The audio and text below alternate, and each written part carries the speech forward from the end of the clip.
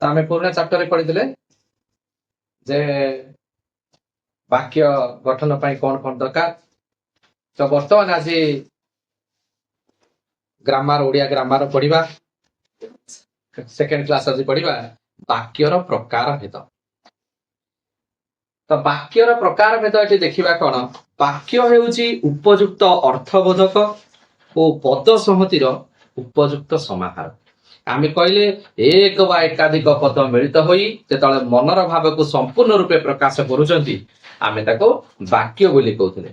तो सेही वाक्य आमे देखिले वाक्यर कौन कौन गोटे वाक्य हेबा पई कौन तार सब गोटे शुद्ध वाक्य लिखिबा पई कौन कौन ताको योग्यता रही ताको मध्ये आमे देखिले।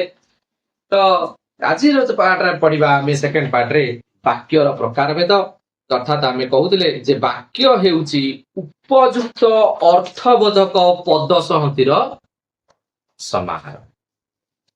तो गठित वाक्यर रूप पद संहतिर दृष्टि निर्धारित हुए। तो आमे देखिबा जे जो आमे वाक्यटी को गठन करूचे तार रूप दृष्टि आमे ताको केते प्रकार देखिबा। तो गठन कला और प्रकार्य उभय दृष्टि वाक्य होची दुई प्रकार। यदि आमे कहबा गठन कला और प्रकार्य कला और प्रकार्य दृष्टि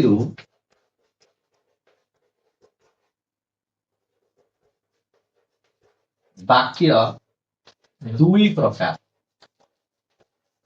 कौन ताले आमे कौन कहबा ना तार सूत्र होची गप्र गप्र सर गरे कौन ना गरे गठनमूलक प्रे प्रकार्यात्मक गोटे गठनमूलक गोटे कौन प्रकार्यात्मक। तामाने एठी आमे कहले कौन जे कला और प्रकार्य दृष्टि वाक्य है दुई प्रकार। तो कला और प्रकार्य दृष्टि जेहेतु वाक्य होची दुई प्रकार गोटे गठनमूलक आ गोटे प्रकार्यात्मक। तो गठनमूलक भाव में आम देखा गठनमूलक होची चारि प्रकार कौन एक सरल वाक्य दुई रे देखिए तो सरल वाक्य दुई रे यौगिक वाक्य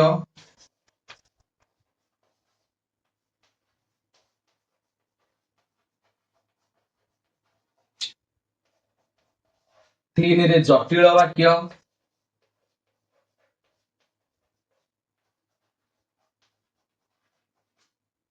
चार रे मिश्र वाक्य।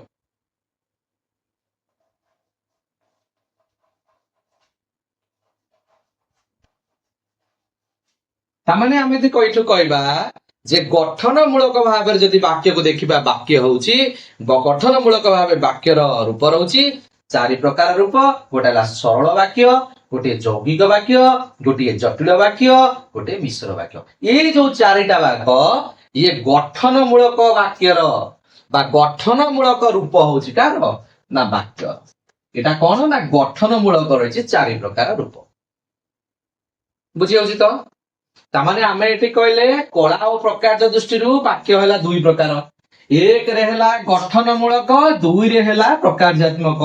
गठनमूलक वाक्य होची चारि प्रकार कौन ना सरल वाक्य यौगिक वाक्य जटिल वाक्य मिश्र वाक्य।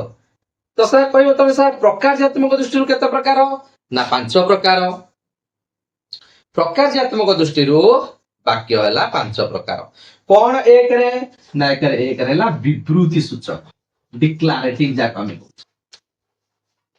विवृति सूचक वाक्य डिक्लारेटिव सेंटेंस जहाँ देखिले आमे कहले गोटे क्रिकेट खेल होची आमे देखिले वर्तमान कौन ना रोहित शर्मा वर्तमान स्ट्राइक करूछंती बुझौछे तो सामने बोलिंग करूछंती के रोहित शर्मा बैटिंग करे बुमरा बोलिंग करियो केमी से तो गोटे पट रहउछन ना तो अलगा को देशर बोलर ना ठीक अछि। तो ए देखिबो आ कहिबो त से होची कोन विवृति सूचक वाक्य विवृति सूचक रूप।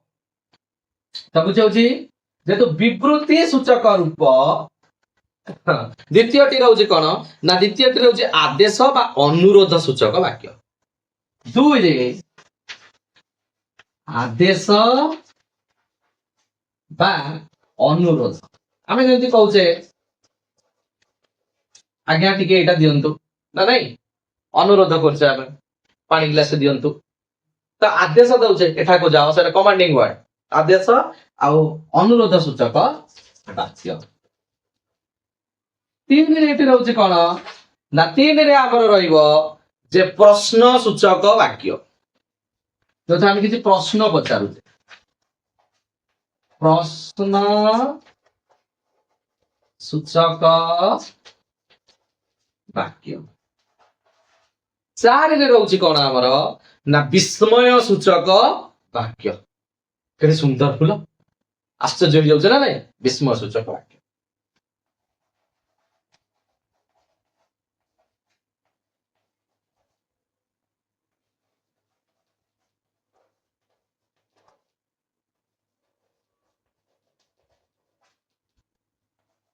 ପାଞ୍ଚରେ ହେଲା ନାସ୍ତି ସୂଚକ ବାକ୍ୟ, ନୋଟ ଲାଗିଥିବ, ବୁଝୁଛି।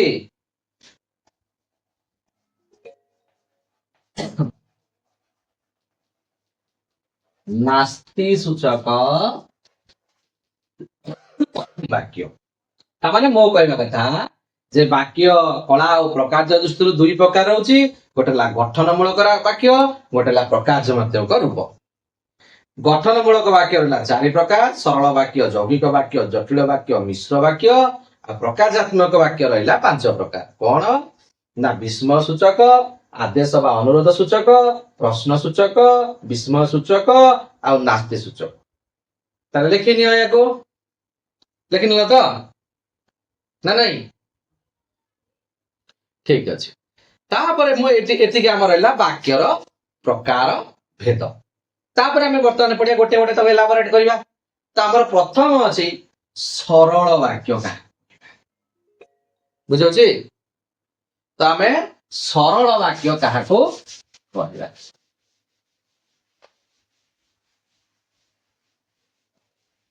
ସରଳ ବାକ୍ୟ। ତେଣୁ କଥା ଆମର ଆସୁଛି ସରଳ ବାକ୍ୟ ସେତେବେଳେ ଆମେ କହିବା, ବୁଝାଉଛି, ଗୋଟିଏ ମାତ୍ର ସମାପିକା କ୍ରିୟା ଥିବା ବାକ୍ୟକୁ ସରଳ ବାକ୍ୟ କହିବା। ଗୋଟିଏ ମାତ୍ର ସମାପିକା କ୍ରିୟା, ଦେଖ,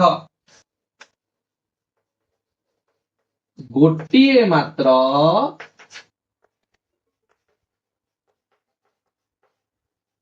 ସମାପିକା ଥିବା ସମାପିକା କ୍ରିୟା।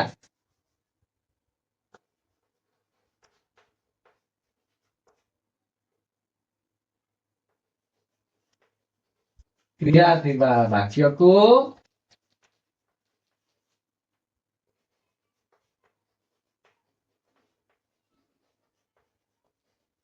ସରଳ ବାକ୍ୟ କହିବା। ତାମାନେ ତମକୁ ପ୍ରଶ୍ନ ଆସୁଥିବ ଯେ ଗୋଟିଏ ମାତ୍ର ସମାପିକା କ୍ରିୟା ଥିବା ବାକ୍ୟକୁ ଆମେ କଣ କହିବା ନା ସରଳ ବାକ୍ୟ ବୋଲି କହିବା। ଯଦି ଉଦାହରଣ ଦେବି, ଗୋବର୍ଦ୍ଧନ ଦରିଦ୍ର ମାନଙ୍କର ସେବା କରନ୍ତି, ତ ଏଠି କ୍ରିୟା କିଏ? ସେବା କରନ୍ତି। ମୁଁ ଯଦି କହିବି ଗୋପବନ୍ଧୁ ଦରିଦ୍ର ମାନଙ୍କ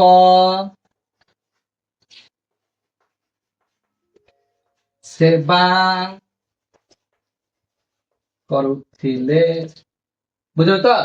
ଏଠି ଦେଖ, ଗୋପବନ୍ଧୁ ଦରିଦ୍ର ମାନଙ୍କର ସେବା କରୁଥିଲେ, ଏଠି ଆମେ ଦେଖିବା ଗୋଟିଏ ମାତ୍ର ଏଠି ସମାପିକା କ୍ରିୟା ଅଛି ନା ନାଇଁ? ନମିତାକୁ ତାଙ୍କ ଘର ଲୋକେ ଭଲ ପାଆନ୍ତି। ଏଠି କହିବି ନମିତାକୁ ତାଙ୍କ ଘର ଲୋକ ଭଲ ପାଆନ୍ତି। देख इति गोटे समापिका क्रिया गोटे मात्र समापिका क्रिया रहउथिबो पांडव जणे एटी कहूची आमे एटी कहबा कोन प्रथम रे आमे लिखले सेवा करते बा सेवा करूथिले द्वितीय रे आमे देखिले कोन जे भलो पांती ये सब हैला कोन ना समापिका क्रिया तन मन रख गोटे मात्र समापिका क्रिया थिले आमे ताको सरल वाक्य बोली कहिबा आ उठे तरह मैं कहबी प्रणव जणे शिल्पी ये कहली प्रणव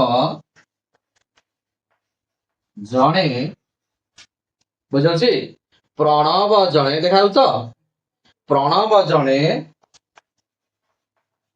शिल्पी तामाने एटी देख आउ एटी कहबी देख तेणु ये जो शिल्पी आम एटी कहले कौन ना शिल्पी पर अटंती एठी उय अछि तामाने अटंती की मुठी लेखी नाही अटंती एठी कौन अछि उय अछि बा लुच्ची करी अछि तार एठी को क्रिया ना उय क्रिया जेतु उय क्रिया अछि तामाने गोटी मात्र समापिका क्रिया अछि बुझोछि जे ताको आमे कहबा सरल वाक्य मु कहबी आम विज्ञान शिक्षक जने ज्ञानी व्यक्ति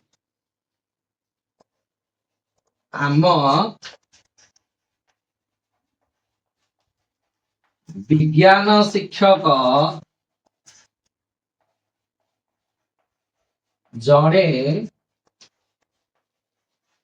ज्ञानी व्यक्ति इति भी सेमती अटंती कौन अछि उय अछि ना नहीं जेतु ए जगह भी अटंती उय अछि ए जगह भी अटंती उय अछि तेणु मन रख उय थिले भी जोटी उय रहउछि से जगह रे मध्ये आमे ताको सरल वाक्य रे नबा तेणु पछारे बेटी समापिका क्रिया किए ना अटंती एटी समापिका क्रिया किए ना अटंती मुके राम जणे भल पिला तेणु से सब कौन रहउछि अटंती एटी कौन रहउछि उय रहउछि तेणु उय थाले थाई मध्ये कौन ही करूछि वाक्य सरल वाक्य ही पाउछि बुझिएला तेणु एटी सिंपल सा कथा कहबा जे गोटिए मात्र समापिका क्रिया थिले आमे ताको सरल वाक्य कहबा जेउ वाक्य रे गोटिए मात्र समापिका क्रिया अछि ताको आमे कोन कहबा सरल वाक्य बोली कहबा बुझिएला बुझिएला तो क्लियर लेखिनियो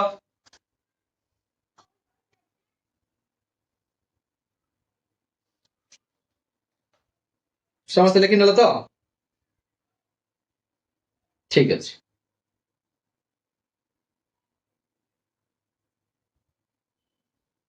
लिबेबा ओ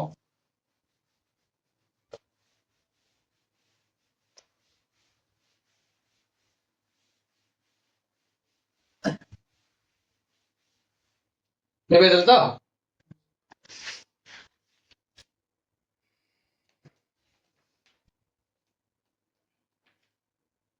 तापर आसिला देखिबा जे यौगिक वाक्य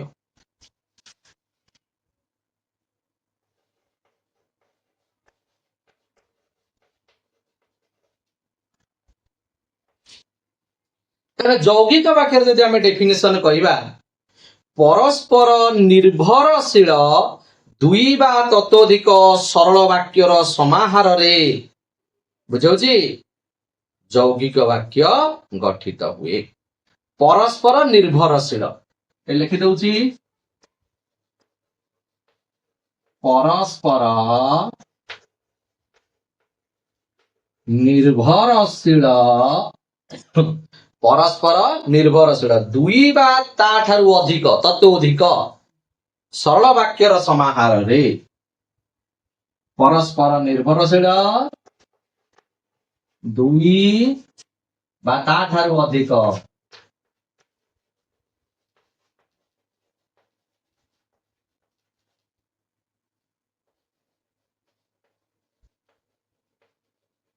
सरल वाक्यर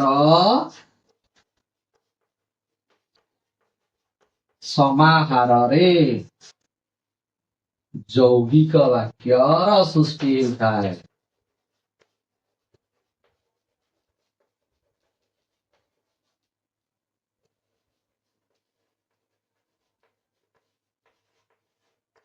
कौन से कहूची परस्पर निर्भरशील दुई बा ताठारु अधिक गोटे वाक्य सरल वाक्य है बा दुई गोटे दुई বা ତାଠାରୁ ଅଧିକ ସରଳ ବାକ୍ୟର ସମାହାରରେ ଆମର କଣ ତିଆରି ହୁଏ?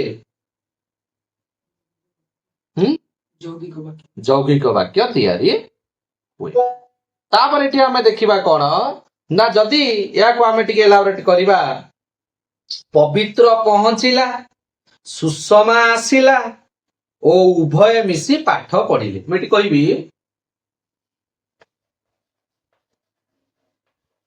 ପବିତ୍ର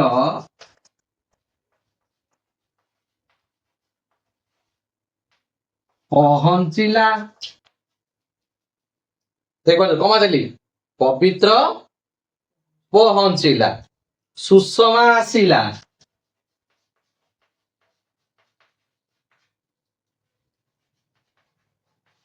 ପବିତ୍ର ପହଞ୍ଚିଲା, ସୁଷମା ଆସିଲା ଓ ଉଭୟ ମିଶି ପାଠ ପଢିଲେ। ଓ ଉଭୟ ମିଶି ପାଠ ପଢିଲେ। ତାମାନେ କଣ ଏଠି କହିଛି? ପବିତ୍ର ଆସିଲା, ସୁଷମା ବି ଆସିଲା ଓ ଉଭୟ ମିଶି ପାଠ ପଢିଲେ। ବୁଝୁଛି? ତାମାନେ ଏଠି ପବିତ୍ର ଆସିଲା, ପବିତ୍ର ପହଞ୍ଚିଲା, ଗୋଟେ ସମାପିକା କ୍ରିୟା ହେଇଗଲା। ସୁଷମା ଆସିଲା, ତାର ଏକାଧିକ ସମାପିକା କ୍ରିୟା ଏଠି ଅଛି ନା ନାଇଁ? ଗୋଟିଏ ବାକ୍ୟ ଅନ୍ୟ ଉପରେ ନିର୍ଭର କରୁଛି ନା ନାଇଁ? ଓ ପୁଣି ଓ ଲାଗିଛି, ବାକ୍ୟ ସଂଯୋଜକ। ଓ ଉଭୟ ମିଶି ପାଠ ପଢିଲେ। ତାକୁ ଯଦି ପୁଣି କହିବି ମନୋଜ ଶ୍ରେଣୀରେ ବସିଲା ମାତ୍ର ପଢି ପାରିଲା ନାହିଁ, ଏଠି ଯଦି କହିବି ଆଉ ଗୋଟିଏ ମନୋଜ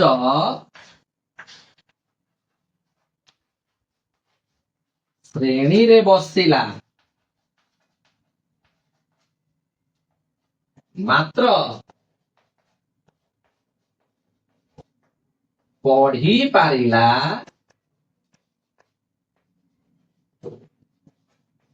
ନାହିଁ। ଏଠି ଓ ଲାଗିଥିଲା ବାକ୍ୟ ସଂଯୋଜକ, ଏଠି କଣ ଲାଗିଛି? ମାତ୍ର, ତାମାନେ ବାକ୍ୟ ବିଯୋଜକ। ଗୋଟିଏ ବାକ୍ୟରେ ଆଉ ଗୋଟେ ବାକ୍ୟ ଅଲଗା କରୁଛି। ତେଣୁ ବାକ୍ୟ ବିଯୋଜକ ଯୋଉଠି ବସିବ ତା ପୂର୍ବରୁ କମାଟେ ଲାଗିବ। ଲାଗିଛି ନା ଲାଗିନାହିଁ? ମନୋଜ ଶ୍ରେଣୀରେ ବସିଲା ମାତ୍ର ପଢି ପାରିଲା ନାହିଁ। ତେଣୁ ଦେଖ ମନୋଜ ଶ୍ରେଣୀରେ ବସିଲା, ଇଏ ଗୋଟେ କଣ ଅଛି? ସମାପିକା କ୍ରିୟା। ପଢି ପାରିଲା ନାହିଁ, ତ ଦୁଇଟା ବାକ୍ୟ ଏଠି ମିଶ୍ରଣ ନା ନାହିଁ। ତାପରେ ମୁଁ ଏଠି କହିବି ମା ଭଲ କରି ଶିଖାଇଲେ କିନ୍ତୁ ବବିତା ରୋଷେଇ କରିପାରିଲା ନାହିଁ। ତାର ଏଠି ଆସିଲା କିନ୍ତୁ। ମା ଏଇଭଳି କହିବି, ମା ଭଲ କରି ରୋଷେଇ ଶିଖାଇଲେ କିନ୍ତୁ ବବିତା ରୋଷେଇ କରିପାରିଲା ନାହିଁ। ତାର ଏଠି କିନ୍ତୁ ବସିଲା, ତେଣୁ କିନ୍ତୁ ମଧ୍ୟ ବାକ୍ୟ ବିଯୋଜକ। ତେଣୁ ତା ପୂର୍ବରୁ କଣ ବସିବ? କମା ବସିବ ନା ନାହିଁ? ଶିକ୍ଷକ ଡାକିଲେ, କମା, ମାନସ ଓ ସୁରେଶ ଗୀତ ଗାଇଲେ। ଶିକ୍ଷକ ଡାକିଲେ ମାନସ ଓ ବା ଏବଂ ସୁରେଶ, ଓ ଲଗେଇ ପାରିବ ଏବଂ ବି ଲଗେଇ ପାରିବ, ଦିଟାକ ବାକ୍ୟ ସଂଯୋଜକ। ସେ ବାକ୍ୟକୁ ଯୋଡୁଛି, ଯେ ବାକ୍ୟକୁ ଅଲଗା କରୁଛି ସେ ହେଲା ବିଯୋଜକ। ମାତ୍ର ବାକ୍ୟ ବିଯୋଜକ, କିନ୍ତୁ ପରନ୍ତୁ ଇଏ ସବୁ ବାକ୍ୟର ବିଯୋଜକ। ଓ ଏବଂ ବୁଝୁଛି, ଇଏ ହଉଛି ବାକ୍ୟର ସଂଯୋଜକ। ତେଣୁ ଏଠି କହିବା ଯେ ଉପଯୁକ୍ତ ବାକ୍ୟ, ଆମେ ଯଦି ଉପ ଏଠି ବାକ୍ୟ ଦେଖିଲେ ଓ ମାତ୍ର, କିନ୍ତୁ, ପରନ୍ତୁ ପ୍ରଭୃତି ଅବୟ ଗୁଡିକ ଦ୍ଵାରା ଯେତେବେଳେ ବାକ୍ୟର ପ୍ରଥମ ଅଂଶ ଆଉ ବାକ୍ୟର ଦ୍ୱିତୀୟ ଅଂଶ ମିଶି ଗୋଟେ ପୂର୍ଣ୍ଣ ବାକ୍ୟ ହେଉଛନ୍ତି, ସେ ଜାଗାରେ ଆମେ ଆକୁ କଣ କହିବା ନା, ତେଣୁ ଏଗୁଡିକ ଯେହେତୁ ବାକ୍ୟ ସଂଯୋଜକ ବା ବିଯୋଜକ ଅଛନ୍ତି, ବୁଝନ୍ତି, ତ ଏମାନଙ୍କ ସହାୟତାରେ ଆମର ଯୌଗିକ ବାକ୍ୟ ତିଆରି ହୁଏ। ଆମେ ଯୌଗିକ ବାକ୍ୟ କଣ ହେଇଯାଏ ନା, ଏଇ ଯୋଉ କିନ୍ତୁ, ପରନ୍ତୁ ବାକ୍ୟ ସଂଯୋଜକ ବା ବିଯୋଜକ, କଞ୍ଜକ୍ସନ କହୁଛେ, ବୁଝୁଛି, ତ ସେମାନଙ୍କ ଦ୍ଵାରା ଯୌଗିକ ବାକ୍ୟ ସୃଷ୍ଟି ମଧ୍ୟ ହୋଇଥାଏ। ସେଥିରୁ ମଧ୍ୟ ଚିହ୍ନି ପାରିବ। ତେଣୁ ଏଠି ଆଉ ଥରେ କହି ରଖୁଛି, ପରସ୍ପର ନିର୍ଭରଶୀଳ ଦୁଇ ବା ତାଠାରୁ ଅଧିକ ସରଳ ବାକ୍ୟ ସମାହାରରେ ଯୌଗିକ ବାକ୍ୟ ଗଠନ ହୁଏ। ବୁଝିଲା ତ ନା ବୁଝିଲାନି? ତାପରେ ଆସିବ ଆଜି ସେସନ ଏଇଠି ରଖିଦବା। ଠିକ ଅଛି, ଆଜିର ସେସନକୁ ଏଇଠି ରଖୁଛୁ। ଧନ୍ୟବାଦ।